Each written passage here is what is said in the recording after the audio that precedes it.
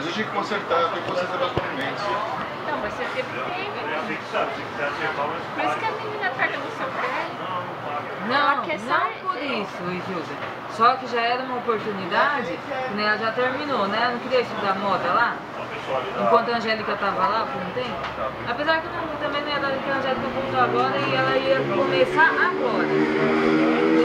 Mas só que independente disso, se ela tivesse ido, eu poderia ter arrumado a cama pra ela, né? Não, exatamente, mas não iria dar tempo. Não ia dar tempo. Não iria por quê? Mesmo assim, ela podia ter ido. Eu fui pra lá com 24 anos, ela tem 20, Mas qual a diferença? Não é questão disso. A questão Ela não tinha dela nem colegial ela não ainda. estava com colegial. Não, mas agora, se ela fosse agora...